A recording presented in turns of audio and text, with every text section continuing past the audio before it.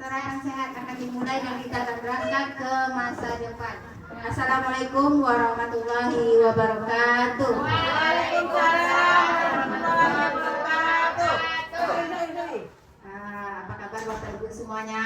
Alhamdulillah, luar biasa. Allahu Akbar. Semangat. Alhamdulillah, luar biasa sekali. Alhamdulillahirrahmanirrahim. Wassalatu wassalamu ala asrofil anbiya'i wal mursalin wa ala alihi wa sahbihi ajmain. Pertama, marilah kita mengucapkan puji dan syukur atas kehadiran Allah Subhanahu wa taala yang mana telah memberikan kesempatan kepada kita sehingga kita dapat berkumpul pada pagi hari ini dalam acara yaitu diseminasi budaya positif. Salawat beriring salam tidak lupa kita ucapkan kepada junjungan Nabi besar Muhammad SAW dengan ucapan Allahumma sholli ala sayyidina Muhammad wa ala ali sayyidina Muhammad. Yang saya hormati Ibu Kepala Sekolah SD Negeri 147 Pekanbaru, yang saya hormati Bapak Ibu guru yang berada di ruangan ini yang telah sudi hadir dalam diseminasi budaya positif. Baik, langsung saja kita mulai, yaitu saya akan memperkenalkan tentang diseminasi budaya positif. Bapak Ibu, kita belajar bersama dan kita akan bertukar pikiran di sini. Diseminasi budaya positif. Nah, konsep inti budaya positif yaitu pertama ada perubahan paradigma belajar, yang kedua disiplin positif, yang ketiga nilai-nilai kebijakan, kemudian ada juga kebutuhan dasar manusia, kemudian motivasi hubungan dan penghargaan, posisi kontrol guru, keyakinan kelas, dan segitiga restitusi. Tentu hal ini rasanya masih baru ini terdengar di telinga kita, tetapi pada dasarnya sudah pernah kita lakukan, tetapi kita tidak tahu namanya. Nah, di sini kita akan belajar tentang konsep inti budaya positif. Nah, mungkin barangkali ibu yang pernah mengikuti pendidikan calon guru penggerak seperti Ibu Ina sudah kenal dengan konsep inti budaya positif tersebut. Nanti kita juga bisa bertukar pikiran bersama Ibu Ina, ya Bu Ina. Next, perubahan paradigma belajar ini yang pertama tadi ya Bapak Ibu, kita akan lihat. Nah, pembelajaran dengan paradigma baru di sini ada profil pelajar Pancasila. Semua pasti sudah tahu ya, elemen profil pelajar Pancasila ini udah nggak asing lagi di telinga kita.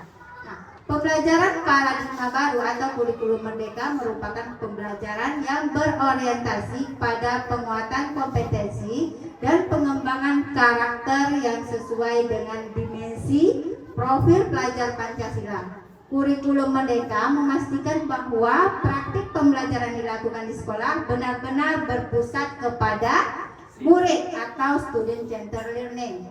Nah, mohon Ibu Ica kalau salah dalam penyebutan bahasa Inggrisnya dikoreksi ya Bu Ica.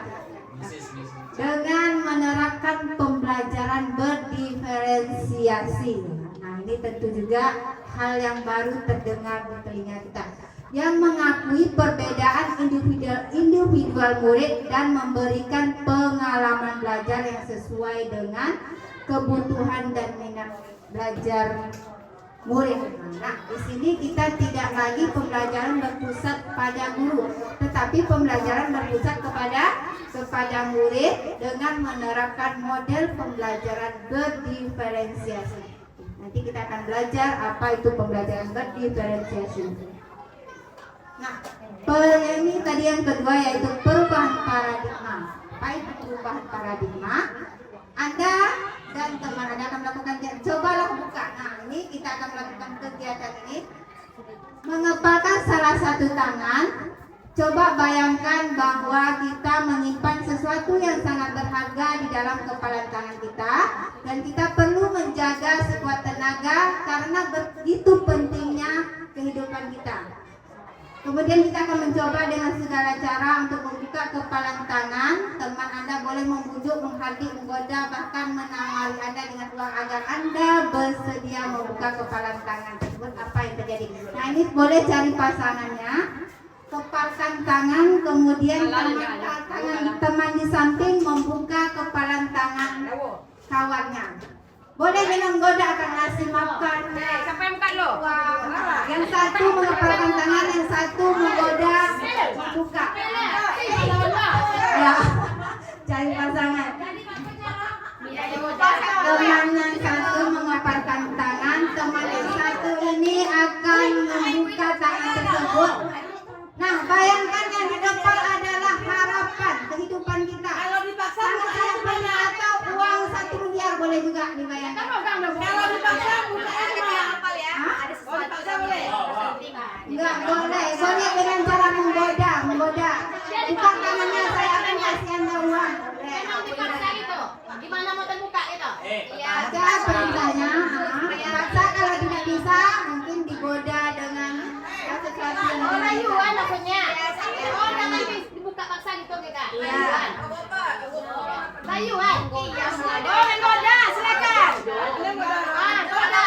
Coba dulu. Coba menggoda. Dengan teman di samping mencoba membuka tangan tersebut.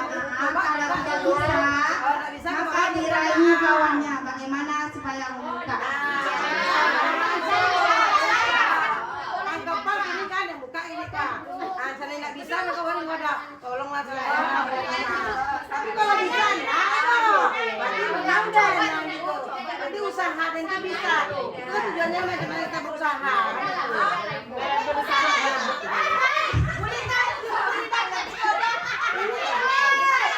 Tujuannya untuk membuka usaha. Bayangkan tangannya di depan adalah sesuatu yang paling berharga di dalam hidup kita.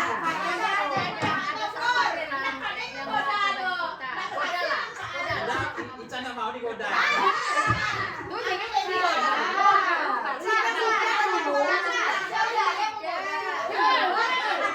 Mas Turan, ini digoda atau berusaha dibuka? Gimana nih? Dulu saatnya jangan terlalu memaksa, jangan sampai tangan kawan terluka ya. Asuransi dari narasumber nggak ada. Masalah lawan nggak boleh dulu ya. Kebaliklah. Langsung kalah kau bang Leko. Tapi kalau bilang, Ayo kita mulai ya, 1, 2, 3. Nanti boleh bergantian. siapa yang lanjut? Tapi ada.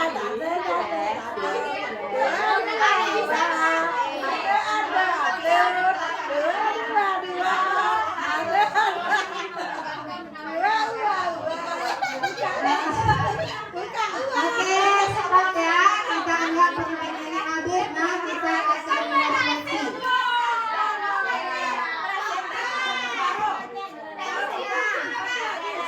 Apa yang terjadi? Mau nggak kawannya buka? Mau. Nah, seperti itulah kita akan selalu menjaga apa yang menjadi berharga di hidup kita.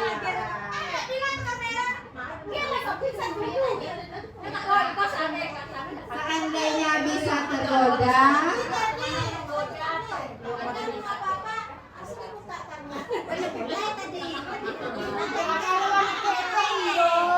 kita lanjut. Kita lanjut ini tentang mengubah paradigma stimulus respon dengan pendekatan teori kontrol. Ada 2 tabel ya. Di sini stimulus respon dan di sini teori kontrol. Nah, di stimulus respon realita kebutuhan kita sama. Nah, kita menganggap bahwa kebutuhan kita sama, tetapi pada teori kontrol kebutuhan kita berbeda. Yang benar yang mana yang berbeda? Yang mana? Kebutuhan kita apakah sama atau berbeda? Yang kita berbeda. Nah, di stimulus respon semua orang melihat hal yang sama. Sedangkan di teori kontrol setiap orang memiliki gambaran yang berbeda. Kira-kira di mana ini pemikiran kita? Di mana? Di stimulus respon atau teori kontrol? Ya, setiap orang memiliki gambaran berbeda. Kemudian ada lagi, kita mencoba mengubah orang agar berpandangan sama dengan kita. Tidak bisa ya sebenarnya, harus berusaha memahami pandangan orang lain tentang dunia. Kemudian perilaku buruk dilihat sebagai sesuatu kesalahan. Nah, sebenarnya semua perilaku memiliki tujuan. Nah, kemudian orang lain bisa mengontrol saya. Nah, ini ya yang stimulus responnya, sedangkan teori kontrol hanya Anda sendiri yang bisa mengontrol diri Anda. Sebenarnya hanya kita yang bisa mengontrol diri kita. Kemudian saya bisa mengontrol orang lain. Nah, ini kalau ada yang beranggapan, nah sebenarnya di teori kontrol Anda tidak bisa mengontrol orang lain.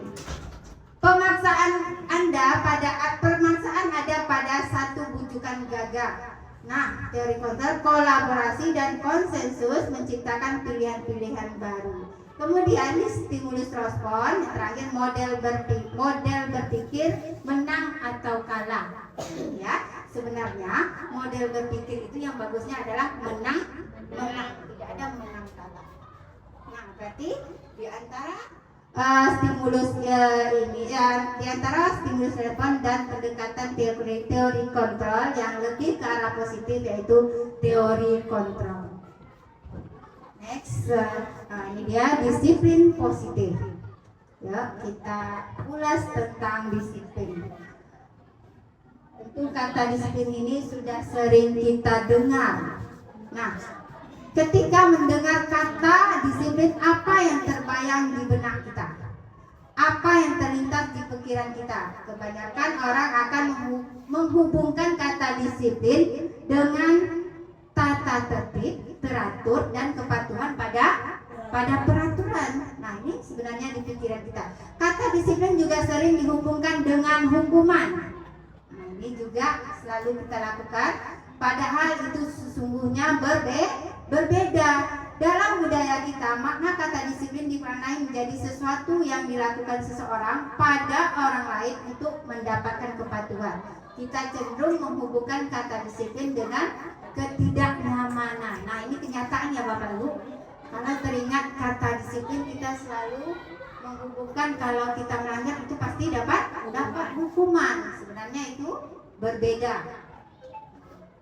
Kita akan ulas. Nah, ini dia ada disiplin positif. Disiplin positif merupakan suatu pendekatan disiplin diri yang memampukan seseorang untuk mengontrol perilakunya dalam kesadaran dan bertanggung jawab atas tindakannya sebagai wujud menghormati diri sendiri dan orang lain. Nah, sebenarnya inilah yang dimaksud dengan disiplin sesungguhnya. Sebagai pendidik, tujuan kita adalah menuntun murid untuk memiliki disiplin diri sehingga mereka bisa berperilaku yang mengacu kepada nilai-nilai kebajikan universal yang memiliki motivasi intrinsik bukan ekstrinsik. Nanti kita akan membahas tentang ini juga. Next. Ini dia pendekatan disiplin positif bukanlah tentang anak atau murid secara langsung, tetapi tentang diri dan cara kita sendiri, baik sebagai orang tua, guru, orang dewasa yang memberikan dampak dan pengaruh positif kepada anak atau murid. Lanjut, pendekatan disiplin positif merupakan kemampuan individual pendidik untuk membina atau mendidik murid secara individual maupun secara kelompok. Pendekatan secara individual atau kelompok perlu mendapatkan dukungan kebijakan sekolah dan peran serta pemangku kepentingan. Nah, untuk menerapkan disiplin positif ini kita perlu berkelompok, berkolaborasi bersama rekan guru dan juga kepala sekolah, mendapatkan dukungan kepala sekolah serta pemangku kepentingan. Nilai-nilai ya, apa yang dimaksud tadi kita sudah mendengar kata nilai-nilai kebajikan universal. Apa itu? Nilai kebajikan adalah sifat positif manusia yang merupakan tujuan mulia yang ingin dicapai setiap individu. Nilai kebajikan disepakati bersama, lepas dari suku, bangsa, agama maupun latar belakangnya. Nah, kemudian ada juga masuk di sini tentang profil pelajar Pancasila, yaitu 6 elemen yang Bapak Ibu semua juga udah tahu ya. Ini dia kebutuhan dasar manusia. Nah, ada 5 kebutuhan dasar manusia. Ini sebenarnya 5 kebutuhan dasar manusia ini jangankan pada murid, pada diri kita juga ada. Nah, selagi kita manusia pasti memiliki kebutuhan dasar. Yang pertama, ini dia. Yang paling pertama yaitu bertahan hidup. Kemudian penguasaan, kasih sayang dan rasa diterima, kebebasan dan kesenangan. Ini dia 5 kebutuhan dasar manusia. Ini dia yang pertama, kebutuhan bertahan hidup adalah kebutuhan yang bersifat fisiologis. Itu bertahan hidup misalnya kesehatan, rumah, makanan, kebutuhan biologis. Ini semua adalah yang kita butuhkan dalam hidup kita, ya. Apalagi sehat ya Bapak Ibu ya.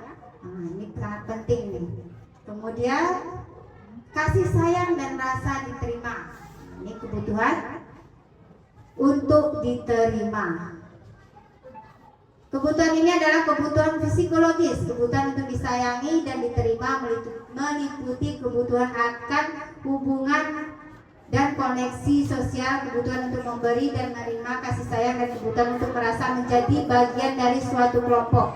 Kebutuhan ini juga meliputi keinginan untuk terhubung dengan orang lain seperti teman, keluarga, pasangan hidup, teman kerja, binatang darat, dan kelompok di mana kita terdapat. Nah, di sini saya ingin bertanya kepada Bapak Ibu, ada nggak pengalaman yang bisa dibagikan bersama teman-teman tentang kebutuhan kasih sayang dan rasa diterimanya? Bapak Ibu, bisa mungkin kita berbagi pengalaman di sini. Pengalaman apa yang melibatkan rasa ini? Mungkin bisa pengalaman di waktu Bapak Ibu sekolah dulu, di waktu dewasa juga. Ayo, ini rasanya.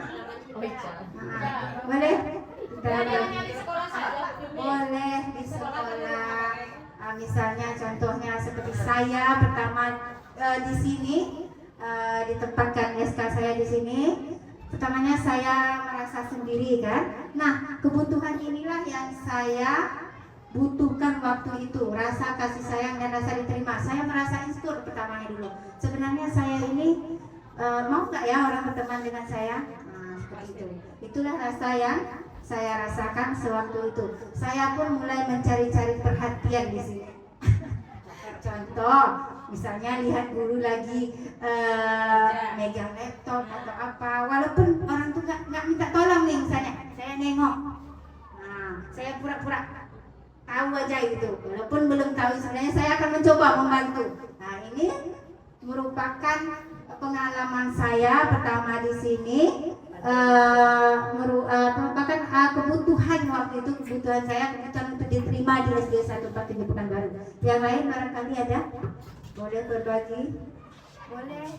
Yang lain? Ini banyak yang bisa kita ceritakan. Belum ada. Belum ada bicara deh. Oke, kalau tidak ada, bukan tidak ada, sebenarnya tidak mau. Jangan malu-malu. Kita berbagi. Penguasaan, kebutuhan pengakuan atas kemampuan. Nah, ini bisa juga ini. Nah, ini rata-rata kita memiliki rasa ini. Kebutuhan ini berhubungan dengan kekuatan untuk mencapai sesuatu, menjadi kompeten, menjadi terampil, diakui atas prestasi dan keterampilan kita, didengarkan dan memiliki rasa harga diri. Kebutuhan ini meliputi keinginan untuk dianggap berharga, bisa membuat perbedaan, bisa membuat pencapaian, kompeten, diakui, dihormati. Ini meliputi self-esteem dan keinginan untuk meninggalkan pengaruh. Di mana Bapak Ibu ada yang ingin berbagi pengalaman tentang penguasaan atau kebutuhan pengakuan atas kemampuan? Saya dulu begini. Saya Assalamualaikum warahmatullahi wabarakatuh. Saya dulu pertama di sini Juli 2011. Waktu itu kepala sekolahnya Ibu Salmini. Alhamdulillah pas nyampe di sini saya langsung diterima sih rasanya sama kawan-kawannya. Pada waktu itu Pak Gopur belum ya Pak Gopur ya. Nah, pada waktu itu ada pembagian tugas guru, saya ditaruh langsung sama Ibu Salmini di kelas 6. Dan kelas 6 saya itu dipisah karena waktu itu tuh saya yang sering bawa laptop ke sekolah waktu itu. Nah, waktu itu ya, sekarang udah terbalik. Pada waktu itu mungkin karena saya waktu itu masih aktif, masih gadis-gadisnya dulu kan. Masih gadis dulu sekarang. Jadi saya ditaruh di kelas 6D. Kelas 6D itu adalah kelas dulu namanya akselerasi percepatan bagi Ibu Salmini. Nah, anak dituntut kemarin tuh hanya 20 orang dan anak diwajibkan itu bawa laptop pada waktu itu Kak Ina. Jadi pergilah melapor Ibu Salmini ini ke dinas.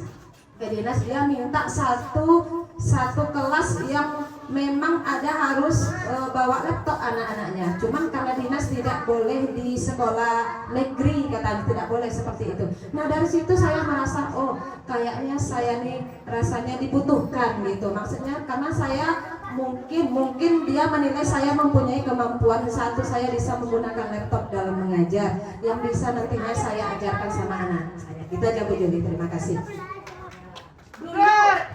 Terima kasih Bu Mila, yang kita beri tepuk tangan. Hus. Satu, dua, tiga. Hus.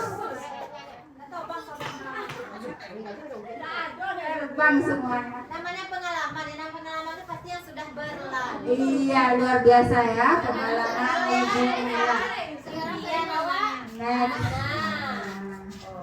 Ini dia kebutuhan akan pilihan, itu namanya kebebasan. Nah, ini pasti ada nih kebutuhan pengen bebas ini, nggak mau dikekang ya.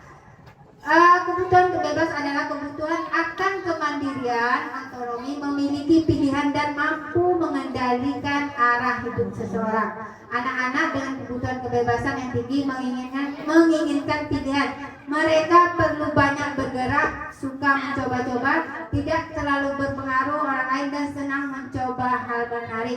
Nah, ini saya ingin bertanya kepada Bapak Ibu, adakah anak kita yang memiliki sifat seperti ini, yang memiliki keinginan kebebasan? Mungkin bisa berbagi cerita pengalaman tadi. Boleh? Apa yang dilakukan anak tersebut?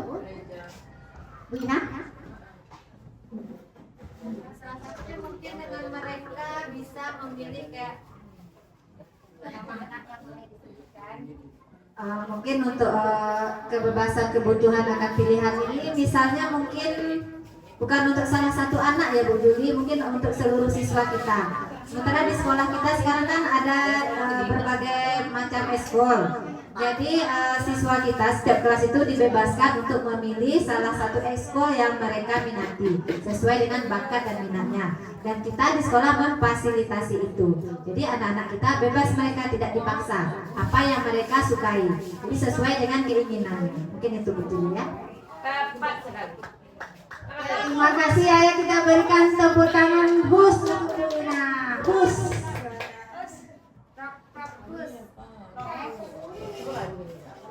Nah, ini dia kesenangan yang kelima, kesenangan atau kebutuhan merasa senang. Kita tentu juga selain anak, kita memiliki juga kebutuhan merasa senang ini, yaitu kebutuhan atau akan kesenangan adalah kebutuhan untuk mencari kesenangan, bermain dan tertawa. Bayangkan hidup tanpa kenikmatan apapun akan terasa menyedihkan. Nah, ini rata-rata kita rasanya butuh ya. Nah, semua hewan Glaser mengumpulkan kebutuhan akan kesenangan dengan belajar. Semua hewan dengan tingkat intelijensi tinggi seperti anjing, lumba-lumba, primata dan lain-lain bermain. Saat mereka bermain, mereka mempelajari keterampilan hidup yang penting manusia tidak berbeda. Nah, ini juga ya, dalam belajar sama seperti dalam pelatihan ini. Nah, kita bisa membuat pelatihan itu tidak terasa mengantuk. Mungkin dengan bisa diselingi dengan bermain, speaking. Nah, ini juga bisa kita terapkan di kelas agar anak-anak merasa senang dan candu belajar. Gitu. Ini ada studi kasus yang akan kita pecahkan. Ibu Fatriani, guru wali kelas 6B, sedang bingung menghadapi pula salah satu murid di kelasnya yaitu Aska.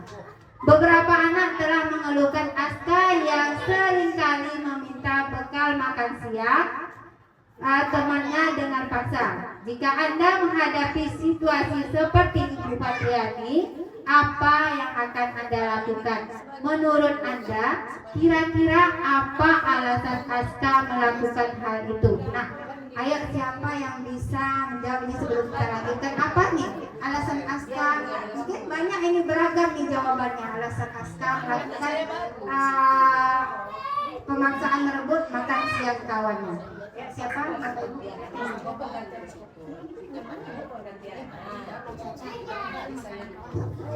Baik, terima kasih. Kalau versi saya mungkin kita gali dulu informasi dari anak tersebut. Apa masalahnya? Mungkin ada masalah di rumah yang terbawa ke sekolah. Kemudian kita dekati anak itu, cari solusi terbaiknya apa. Ya. Mungkin itu saja. Terima kasih Pak Bobo. Berikan tepuk tangan Gus. Nah, kira-kira, ayo, apa nih kira-kira jawaban Aska seandainya kita tanya ini? Apa kemungkinan jawabannya akan terlontar?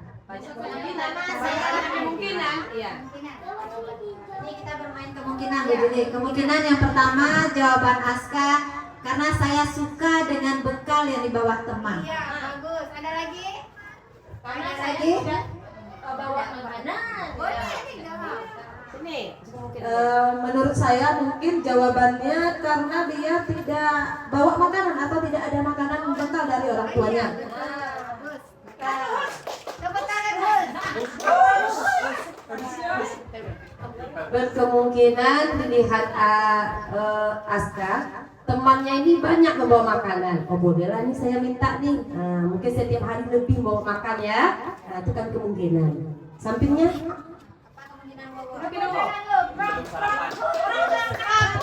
Prak prak prak. Wah.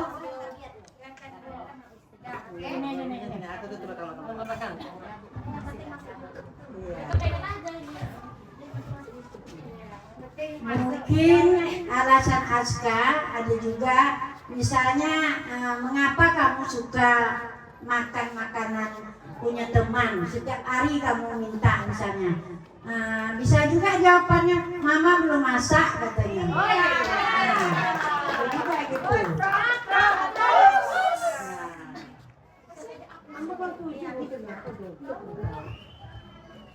Baik, Bagus ini guru Aska yang sebenarnya. Oh, jadi Aska ini sebenarnya nih yang Bisa jadi Bu Juli nanti dijawab si Aska, enggak ada apa-apa Bu, cuma pengen nusil aja. guru kelas 1. Ya akan banyak kemungkinan jawaban yang diberikan oleh Aska berdasarkan kebutuhannya. Seperti yang dicontohkan Ibu Mila tadi, usil aja. Itu merupakan dia senang, merupakan keinginan kebebasan, kebutuhan dasar, kebebasan, keinginan, kesenangan. Dia suka. Mungkin barangkali kawannya jadi apa ya sama dia, jadi takut, bisa juga jadi dia ketawa atau gimana. Ya, kita lihat. Ini dia alasan pertama, ya boleh karena ia lapar dan orang tuanya seperti jawaban Mas Saum ya, orang tuanya tidak membawakan bekal, tidak memasak, maka kebutuhan dasar yang sedang berusaha dipenuhi Aska adalah bertahan hidup ya, daripada tak makan lah pula. Ini biar Aska ini malas sekali Ada pepatahnya begini, daripada bercakap juga landalan, cakap jurang. Kalau kebacakan, Alasan kedua, dia karena dia merasa senang temannya jadi memperhatikan. Ketika temannya melaporkan tindakannya itu pada guru dan gurunya memberitahu orang tuanya sehingga orang tuanya jadi memperhatikan dia, maka kebutuhan dasar yang sedang dipenuhi Aska adalah kebutuhan kasih sayang dan rasa diterima. oh bisa jadi anak yang tak buat PR di kelas tuh bisa menjadi perhatian ya. Iya betul, bisa jadi. Nah, kemudian karena temannya jadi takut dengan dia. Nah, dia garang nih, setiap nampak masak makanan kawan, dia rampas. Karena merasa senang. Nah, kemudian ini kebutuhan dasar adalah kekuasaan. Dia merasa hebat di kelas. Nah, bahwa dialah yang paling berani, paling ditakuti. Alasan keempat, karena dia merasa bosan dengan bekal makanan yang dibawakan ibunya dari rumah. Seperti yang dicontohkan Kak Eke, lihat punya kawannya macam-macam, ada telur ceplok, telur goreng, telur dadar, telur apa lagi, macam-macam telur di kawan-kawannya. Nah, kemudian kebutuhan dasar ini adalah kebutuhan akan kebebasan tadi. Sangat pemalas sekali, itu aja yang bertahan.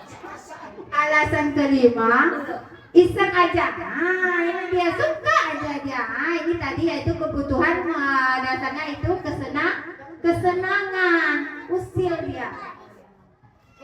Itulah 5 kebutuhan dasar manusia. Kita masuk dengan motivasi, hukuman, dan penghargaan. Ini selalu nih kita berikan kepada anak didik kita. Benar nggak yang selama ini kita lakukan? Nanti kita bahas di sini. Oke, motivasi perilaku manusia untuk menghindari ketidaknyamanan. Nah, kadang anak kita melakukan sesuatu itu karena ada alasannya. Pertama mungkin karena menghindari tidak nyaman atau dihukum. Dia takut dihukum, makanya dia tidak nyaman. Nah, yang kedua untuk mendapatkan imbalan atau penghargaan. Siapa yang duduk dengan rapi nanti ibu kasih pensil 1. Kamu lagi atau pulang duluan. Ya kan? Yang duduk rapi nanti pulang duluan. Kemudian ini termasuk kepada motivasi eksternal. Nah, yang terpenting itu adalah motivasi internal untuk menghargai dirinya sendiri. Yang dilakukan adalah karena dia sayang akan dirinya, untuk kebutuhan dia. Lanjut.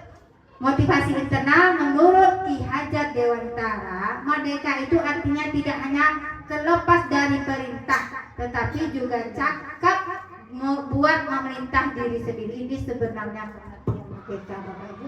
Sebenarnya merdeka itu bukan bebas keseluruhannya, tapi cakap membuat memerintahkan diri sendiri ke arah yang lebih baik. Nah, kemudian motivasi internal itu menciptakan disiplin positif dan sikap merdeka. Oke, nah ini dia hukuman, konsekuensi, dan restitusi. Nah, ini kolom yang pertama ada identitas gagal, identitas sukses. Yang selalu gagal ini ada pada kolom hukuman. Kemudian identitas sukses yaitu disiplin, ada konsekuensi dan restitusi. Nah, seandainya sesuatu yang menyakitkan harus terjadi, konsekuensi sesuatu harus terjadi. Nah, ini konsekuensi. Kemudian restitusi merupakan pilihan, kita bisa memilih yang baik atau yang buruk. Nah, kemudian hukuman, kalau restitusi ini kita memberikan pilihannya kepada anak, contohnya. Kita seandainya kamu melakukan ini, apa ya akan kamu dapatkan? Apa? Atau ya, seandainya seperti ini, itu apa yang bakalan kamu lakukan untuk menebus kesalahan kamu telah kamu lakukan? Nah, dia punya pilihan. Ada pilihan apa yang akan dilakukan. Barangkali mungkin minta maaf dan menghafal kembali kesepakatan kelas. Kemudian hukuman ini tidak nyaman untuk murid atau untuk jangka waktu yang panjang. Nah, jangankan murid, kita aja nggak nyaman ya Bapak Ibu dihukum. Kemudian kalau konsekuensi tidak nyaman untuk murid atau anak, jangka waktunya pendek, bisa diapakan di waktu itu juga. Restitusi menguatkan untuk murid atau anak dalam jangka waktu panjang ini menyadarkan diri dia. Kemudian hukuman ini korban mendapatkan keadilan. Kalau konsekuensi korban bisa diabaikan, restitusi korban mendapat ganti. Nah, misalnya anak berkelahi nih Bapak Ibu. Kalau dalam restitusi, misalnya anak Kak Ila, si Aska sama siapa lah kita contohkan, Aska sama Pak Ira. Aska memecahkan mungkin gelas Pak Ira. Dalam restitusi Aska harus mengganti gelas cairan. Kalau dalam konsentrasi mungkin si Aska menerima kesepakatan gelas kalau misalnya apa namanya tuh seandainya Aska memecahkan gelas kawannya atau botol minum kawannya, Aska ini barangkali harus menulis di papan tulis permintaan maaf. Kan konsekuensinya seperti itu. Kalau hukuman, bisa macam-macam ya kita lakukan, itu akan berdampak kepada psikologisnya. Tuh. Murid akan tersakiti tadi. Ya, kita lanjut gitu. Nah, ini dia identitas gagal perilaku pasif. Oh, ini nanti saya bagikan aja, Bapak Ibu bisa baca. Kita lanjut.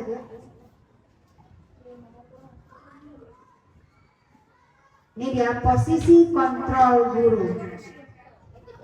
Posisi kita ya Bapak Ibu. Nah, posisi kontrol guru ada 5 posisi kontrol guru. Kira-kira kita sudah berada di posisi mana ini? Yang pertama penghukum. Nah, banyak ya macamnya kita menghukum anak. Yang kedua pembuat merasa bersalah. Pernah nggak kita melakukan? Pernah ya. Sebagai teman. Pernah? Pemantau. Manajer. Pernah ya, mungkin guru CDC pernah ya. Kalau guru yang lain manajer, apa tuh manajer? Kita barangkali pernah melakukannya, tetapi yang tahu kalau itu adalah manajer. Ayo kita bahas, barangkali kita pernah melakukan 5 posisi kontrol guru tersebut. Baik, ini dia. Guru sebagai penghukum. Seperti apa guru sebagai penghukum? Seorang penghukum bisa menggunakan hukum fisik maupun verbal dengan kata-kata ya kalau verbalnya. Orang-orang yang menjalankan posisi penghukum senantiasa mengatakan bahwa sekolah membutuhkan sistem atau alat yang dapat lebih menekan murid-murid lebih dalam lagi. Guru yang menerapkan posisi penghukum akan berkata, patuhi aturan saya atau awas. Nah, itu penghukum. Ada nih, kita pasti pernah di posisi ini. Kamu selalu aja salah. Pernah nggak kita berkata-kata seperti itu? Selalu, pasti selalu yang terakhir selesai. Nah, ini contoh ketika anak tidak selesai mengerjakan tugasnya atau yang paling terakhir, padahal sudah jam pulang nih. Guru seperti ini senantiasa percaya hanya ada satu cara agar pembelajaran bisa berhasil, yaitu caranya sendiri. Jadi kita cek kembali. Nah, ada nggak cara yang lebih baik daripada ini? Kita pas cek. Guru sebagai pembuat merasa bersalah, ini juga selalu ya. Pada posisi ini biasanya guru akan berusaha lebih lembut. Ini saya selalu nih, Bapak Ibu. Pembuat rasa bersalah akan menggunakan keheningan yang membuat orang lain merasa tidak nyaman, bersalah atau rendah diri. Kata-kata yang keluar dengan lembut akan seperti, ibu sangat kecewa sekali dengan kamu. Nah, orang lembut. Tetapi itu adalah agar supaya anak merasa bersalah atas dirinya, atas sikapnya. Berapa kali Bapak harus memberitahu kamu ya? Atau gimana coba kalau orang tua kamu tahu kamu berbuat begini? Nanti anak udah merasa dirinya yang paling gagal ya. Di posisi ini murid akan memiliki penilaian diri yang buruk tentang diri mereka. Murid merasa tidak berharga dan telah mengecewakan orang-orang yang disayang. Jangankan sama murid, sama teman juga kita selalu seperti ini, bahkan sama anak sendiri. Tanpa sadar ya. Guru sebagai teman. Kalau sebagai teman ini tingkat keberhasilannya lebih ini ya daripada penghukum dan pembuat rasa bersalah ini. Guru pada posisi ini tidak akan menyakiti murid, namun akan tetap berupaya mengontrol murid melalui persuasi. Posisi teman pada guru bisa negatif atau positif. Positif di sini merupakan hubungan baik yang terjalin antara guru dan murid. Guru di posisi teman menggunakan hubungan baik dan humor untuk mempengaruhi seorang. Mereka akan berkata, ayo bantulah demi Bapak ya. Ayo ingat tidak bantuan Bapak selama ini. Ya sudah, kali ini tidak apa-apa, nanti Ibu bantu bereskan. Hal negatif dari posisi teman adalah bila suatu saat guru tersebut tidak membantu, maka murid akan kecewa dan berkata, saya pikir Bapak atau Ibu teman teman saya. Murid merasa dikecewakan dan tidak mau lagi berusaha. Hal yang mungkin timbul adalah murid hanya akan bertindak untuk guru tertentu dan tidak untuk guru lainnya. Murid akan tergantung pada guru tersebut. Nah, ada nggak yang mau berbagi pengalaman tentang sikap Bapak Ibu ketika pernah menjadi guru sebagai teman bagi muridnya? Ayo, ada yang ingin berbagi pengalaman? Dina? Selalu nih berfoto-foto sama anak didiknya. Barangkali Bu Ina sedang menerapkan posisi guru sebagai teman. Kayaknya iya. Ayo, mungkin pengalamannya apa yang dirasakan waktu itu, bagaimana muridnya. Baik Bu Julia, sedikit berbagi. Mungkin di dalam kelas kita sebagai guru, kalau anak itu sudah mulai kelasnya agak tinggi, kita memposisikan diri kita memang sebaiknya sebagai teman. Jadi kalau kita memposisikan diri kita sebagai teman, anak itu terkadang ada yang curhat dia dengan kita, jadi kita lebih tahu sifat anak itu gimana, apa keinginannya. Dia tidak malu-malu untuk berbicara dengan kita, walaupun kita sebenarnya adalah guru mereka. Cuman karena mereka merasa kita terbuka dengan mereka, jadi mereka pun bebas atau mereka pun tidak canggung, termasuk menceritakan hal-hal yang mungkin menurut kita sebagai guru tidak pantas seharusnya anak bercerita seperti itu. Cuma karena mereka merasa kita bisa menjadi pendengar, dan begitu anak itu bercerita, dan kita pun bisa memasukkan nasihat-nasihat jika apa yang diceritakan mereka itu atau curhatan mereka itu sudah agak di luar batas misalnya, atau tidak sewajarnya, atau belum waktunya mereka seperti itu, bisa kita masukkan nasihat-nasihat di situ. Mungkin seperti itu gitu. Baik, berikan tepuk tangan buatnya. Prok Gus. Terima kasih Bu Ina, luar biasa sekali ya. Ini akan menjadikan Bu Ina guru favorit. Boleh tambahkan Juli? Ya, nggak apa-apa, bagus ya. Nah, ini tingkat Juli ada yang berhasil. menambahkan. Oke, baik. Kayaknya menarik.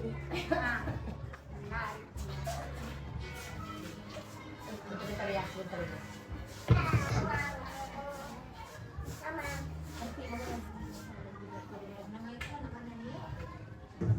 Baik, terima kasih Bu Juli.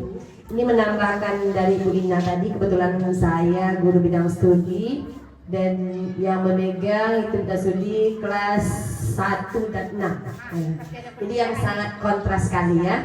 Dan saya juga mengalami hal yang berbeda, dan saya berusaha memposisikan diri dan juga sedang mempraktekkan yang kita bahas ini, guru sebagai teman. Kalau saya di kelas 1 itu nampaknya lebih gimana ya kalau terhadap teman. Misalnya baru datang, salam. Kalau jauh, Ibu dadah. Nah, dia dadah, balasan dadah itu kayaknya udah auranya positif sekali gitu ya, sangat senang sekali gitu. Nah, kalau dalam jauh, kalau dekat salam. Nanti kehangatan lah sedikit peluk. Nah, itu dia apanya aura positifnya, semangatnya dalam belajar udah nampak gitu kan sebenarnya. Kalau mau pulang jauh ya itu ya dadah Bu, balas itu aja. Besok itu lagi dia. Nah, saya amati itu. Dia sangat senang sekali. Kalau kelas 6 kebetulan baru kemarin terjadi ya. Sangat cepat sekali baru diingatan kasus yang kemarin ya Bu Ina ya. Kebetulan saya masuk juga di kelas Bu Ifat. Saya cukup bertanya siapa temannya terdekat, kemudian saya cari kata pemantik terhadap anak tersebut. Tanpa saya bertanya lebih dalam, anak itu curhat sendiri tentang si temannya tadi. Nah, rasanya saya congkel-congkel sedikit aja gitu kan, tetapi langsung terbuka, begini. Tapi saya nggak bertanya langsung mendekat, tapi anak nih langsung dibuka semuanya gitu. Nah, jadi kayaknya kalau kelas tinggi ini betul bilang Bu Ina tadi, kita memposisikan sebagai teman ini cukup berpengaruh positif ya. Dan kalau udah terjadi seperti itu, seperti saya alami di lapangan, anak pun pelajaran yang kita ajarkan itu sangat cepat sekali untuk menangkapnya dibandingkan mungkin anak yang kurang kita respon ya. Misalnya anak yang biasa tak buat PR, kadang-kadang saya ya begini, yang laki-laki, dah kayak gitu kamu kan ganteng itu, masuk bajunya terus kan, suka ibu itu, dah dia nampak kayak semangatnya di kelas Bu Pila yang black suit itu Bu Pila, yang black suit yang hitam itu kan selalu masuk bajunya itu keluar. Nah, tuh iya siapa namanya itu lupa, Sirangga Bu Pila, ya. Itu kemarin tuh selalu masuk ke kelas itu, saya masuk bajunya keluar. Gimana? Rasa keren kamu? Tapi enggak ibu ya. Tapi kalau baju kamu masuk itu baru keren. Nah gitu. Kemarin juga saya ulangan Rido, tahu Rido? Dia KKM saya patokan kemarin nilai itu 70. Saya tos dia apa kan nilainya bagus, tos Rido, mantap kamu. Besoknya nilainya dipertahankan. Saya pun heran. Bertanya contek nggak dia tadi? Enggak bu katanya. Aduh ini positif sekali. Nah mungkin itu sedikit berbagi ya, guru sebagai teman. Oke, terima kasih. Terima kasih Rocky, luar biasa sekali ya pengalamannya. Jadi Langsung habis saya baterai kecil. Tak ada lagi jadi lagu ganti tadi tuh. Iya. Satu lagi itu.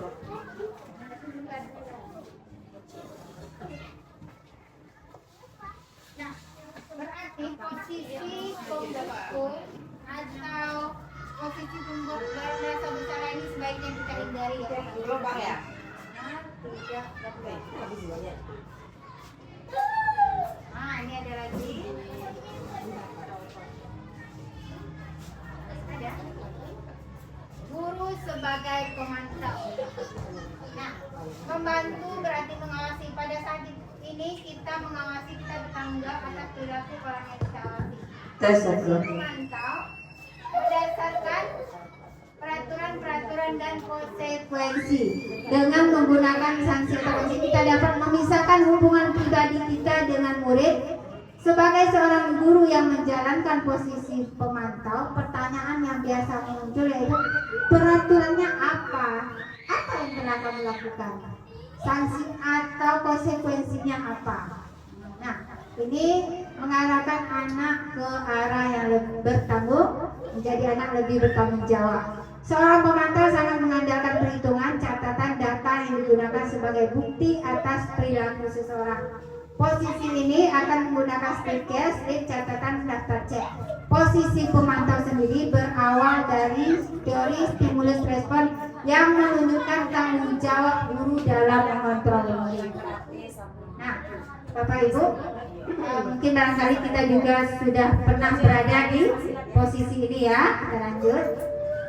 Guru sebagai manajer. Nah, yang ini nih yang harus kita paling diwajibkan untuk kita haruskan nih diterapkan di kelas maupun di sekolah. Posisi terakhir manajer adalah posisi di mana guru berbuat sesuatu bersama dengan murid, mempersilahkan murid mempertanggungjawabkan perilakunya. Dia berbuat dan dia harus bertanggung jawab dengan mendukung diri murid agar dapat menemukan solusi atas permasalahannya sendiri. Seorang manajer telah memiliki keterampilan di posisi teman maupun pemantau. Nah, ketika Bapak Ibu sudah di posisi teman maupun pemantau, maka Bapak Ibu akan bisa berdiri guru sebagai manajer. Dan dengan demikian bisa jadi waktu-waktu tertentu kembali kepada posisi tersebut bila diperlukan. Seorang manajer akan berkata apa yang kita yakini, kembali ke keyakinan kelas. Apakah kamu meyakininya, atau jika kamu meyakininya, apakah kamu bersedia memperbaikinya? Jadi kita memberikan pertanyaan-pertanyaan pengantin. Kemudian jika kamu memperbaiki hal ini menunjukkan apa tentang dirimu? Apa rencana kamu untuk memperbaiki hal ini? Dan tugas seorang manajer bukan untuk mengatur perilaku seseorang, kita membimbing murid untuk dapat mengatur dirinya. Nah, Mungkin kita jika posisi ini belum kita terapkan, kita akan bisa belajar bagaimana menerapkan posisi manajer tersebut. Jika anak membuat kesalahan, kita harus kembali bertanya apa alasan dia melakukan hal tersebut, kemudian mengingatkan kembali kepada dia keyakinan kelas yang telah dibuat, apa konsekuensi yang dia dapatkan, dan bagaimana cara dia memperbaiki hal tersebut. Bapak Ibu ada pengalaman tentang posisi guru sebagai manajer? Mungkin saya akan berbagi ya, dan ini bukan kepada murid tapi tanpa sadar kepada anak saya sendiri. Pernah suatu ketika saya pulang sekolah, saya mencek dia, kemudian saya tanya, tadi Aska jajan apa di sekolah? Dia tidak tahu, katanya. Masa Aska tidak tahu apa yang Aska beli? Aska harus tahu apa yang masuk ke tubuh Aska, apa yang Aska beli, apa yang Aska makan, Aska harus ingat. Nah, kemudian dia lama terdiam, kemudian dia berkata, kalau Aska jujur ibu akan marah. Jujur tidak jujur, kata ibu akan marah sama Aska jika itu salah. Kemudian akhirnya dia lama diam, dia jujur tadi Aska makan mie, jajan mie. Nah, semalam kan Aska udah jajan mie, kesepakatan kita jika hari ini makan mie, besok tidak boleh makan mie lagi. Kemudian baru waktunya harus selang-seling, tidak boleh berurutan karena mie itu sulit dihancurkan di perut, saya jelaskan kan. Kemudian dia bilang, terus kalau seperti ini harus bagaimana Aska? Dia langsung bilang, besok ibu tidak usah kasih Aska jajan lagi. Ibu masakkan aja Aska bekal makanan untuk Aska bawa ke sekolah. Nah, itu dia jawaban dari Aska, sudah masuk ke posisi restitusi ya, guru sebagai manajer. Oke, lanjut. 5 posisi kontrol atau restitusi. Ini akan saya bagikan nanti ya. Slide saya Bapak Ibu mungkin bisa baca dan akan kita bahas nanti di WA group.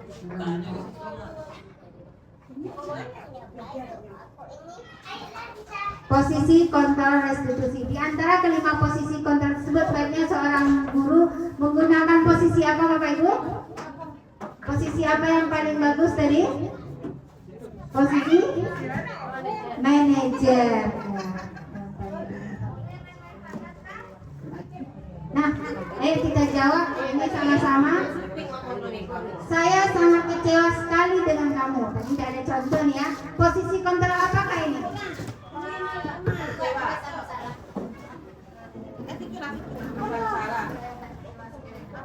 Posisi kontrolnya membuat menjadi merasa bersalah. Iya, pembuat rasa Bersalah. bersalah. Kasih dulu tepuk tangan. Nah, kamu tidak pernah benar melakukannya. Posisi kontrol apa ini?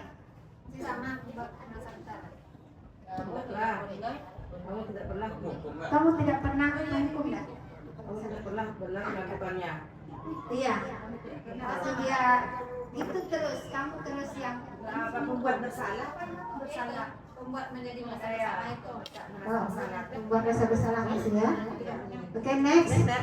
Apa rencanamu untuk menyelesaikan masalah ini? Manajer. Manajer. Iya. Beri tepuk tangan khusus untuk semuanya. Pak, khusus.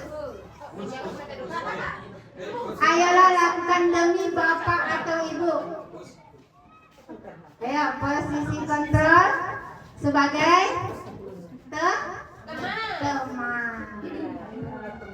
Ini kamu tidak akan mendapatkan nilai kalau kamu tidak mengerjakan tugas. Ini hukuman.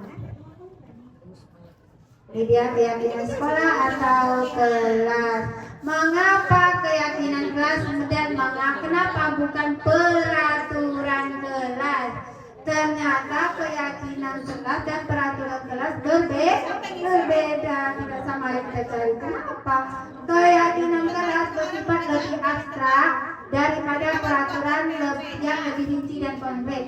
Sedangkan keyakinan kelas berupa pernyataan universal. Kemudian keyakinan kelas senantiasa dibuat dalam bentuk positif. hendaknya tidak terlalu banyak sehingga mudah diingat dan dipahami oleh semua warga kelas. Kemudian sesuatu yang dapat diterapkan di lingkungan tersebut berkontribusi dalam pembuatan kelas lewat kegiatan curhat pendapat. Kemudian bersedia meninjau kembali keyakinan kelas dari waktu ke waktu. Nah, ini dia segitiga restitusi. Oke. Ada 4 tingkatan: validasi tindakan yang salah, menstabilkan keyakinan, dan meyakinkan keyakinan, menanyakan keyakinan, dan menstabilkan identitas. Ini tingkatan segitiga restitusi. Segitiga restitusi adalah proses menciptakan kondisi bagi peserta didik untuk memperbaiki kesalahan mereka sehingga mereka bisa kembali kepada kelompok mereka dengan karakter yang lebih kuat. Ini dia ya, yang harus kita terapkan di kelas sekolah. Ini tahapannya ada pertama itu validasi tindakan, menstabilkan identitas, kemudian menanyakan keyakinan, dan yang terakhir validasi tindakan yang salah. Kurang 55.000. Pokoknya itu tuh berapa ke daftar? Tengok nyambo. Di situ ambil ragu ke sekolah. Baik. Dalam penerapan program disiplin positif, hendaknya guru harus memiliki standar kepribadian profesional dan sosial yang baik, di mana guru mampu merefleksikan dirinya dalam posisi kontrol saat ini. Bagaimana perjalanan dirinya sebagai among atau manajer yang menuntun muridnya menjadi insan yang mandiri, merdeka, dan bertanggung jawab. Oke. Terima kasih Bapak Ibu yang telah hadir mengikuti destinasi budaya positif. Saya akhiri dengan Assalamualaikum warahmatullahi wabarakatuh. Assalamualaikum warahmatullahi wabarakatuh. Saya Samsinar SPD selaku Kepala Sekolah SDN 147 Pekanbaru akan memberikan umpan balik kepada Bu Juli Haryani selaku CGP Angkatan 11, yang mana beliau sudah melaksanakan salah satu materi yaitu penerapan budaya positif. Harapan saya semoga setelah mendapatkan ilmu tentang budaya positif ini, hendaknya Bu Juli Haryani dapat menerapkan di sekolah, terutama di kelasnya, dan kemudian juga bisa mengimbas atau memberikan ilmu ini kepada rekan kerjanya yang lain, dan semoga guru-guru sekolah di tempat 7 khususnya bisa menerapkan juga lah ilmu tentang budaya positif yang didapat dari pendidikan CGP ini. Sekian, terima kasih. Wassalamualaikum warahmatullahi wabarakatuh. Assalamualaikum warahmatullahi wabarakatuh. Perkenalkan, nama saya Nur Cayani, guru SDN 147 Pekanbaru. Saya ingin memberi tanggapan kepada pemaparan Ibu Juli Haryani. Menurut saya, pemaparan yang telah disampaikan Ibu Juli Haryani sudah sangat baik, bagus, dan bermanfaat bagi guru dan peserta didik di sekolah. Semoga nantinya saya bisa menerapkannya di pembelajaran saya di sekolah. Mungkin sekian dari saya. Assalamualaikum warahmatullahi wabarakatuh. Assalamualaikum warahmatullahi wabarakatuh.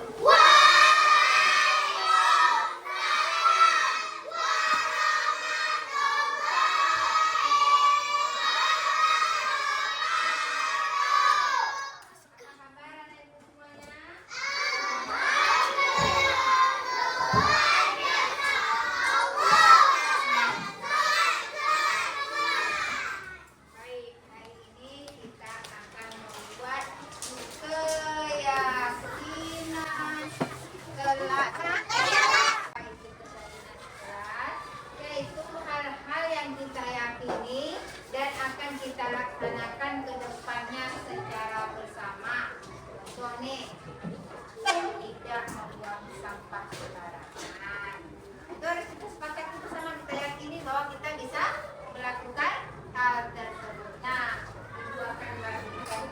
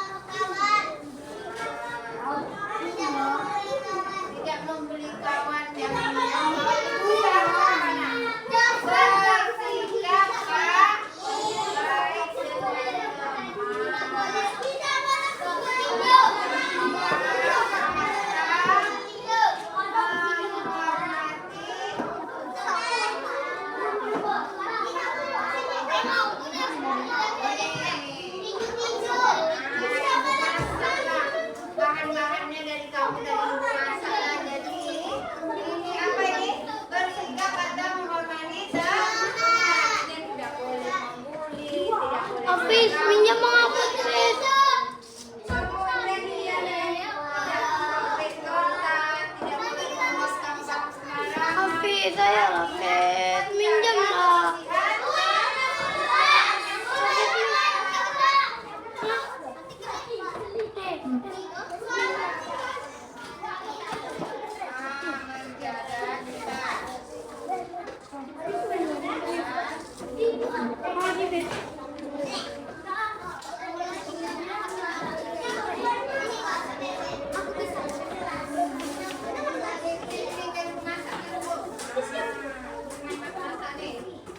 Nah, kemudian tidak mencontek, ada lagi menghormati guru dan sayangi teman. Saya tidak menghormati teman, nanti sini menghormati guru.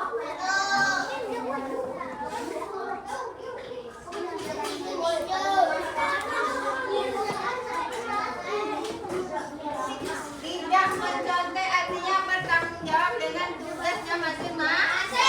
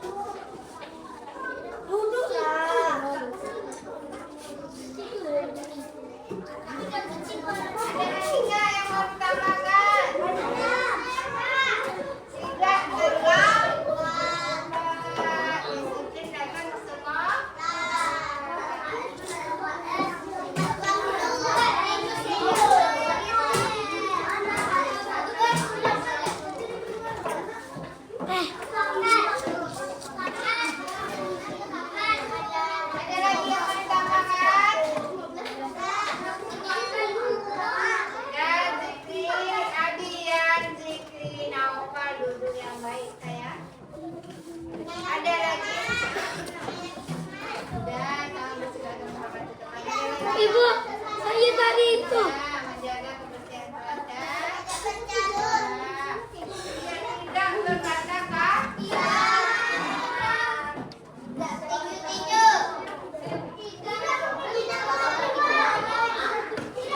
Ibu.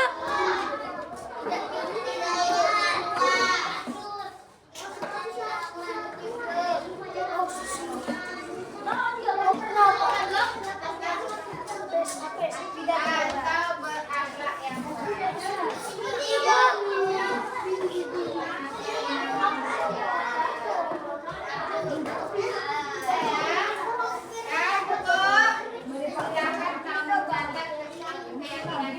Ibu itu Bu. Tidak merusak tanaman yang ada di taman sekolah.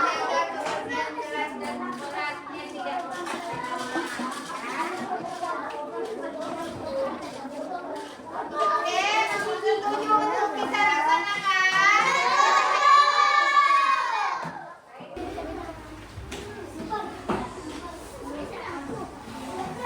Assalamualaikum warahmatullahi wabarakatuh. Saya Askar Askrama. Saya membuat keyakinan di kelas dan itu sangat seru.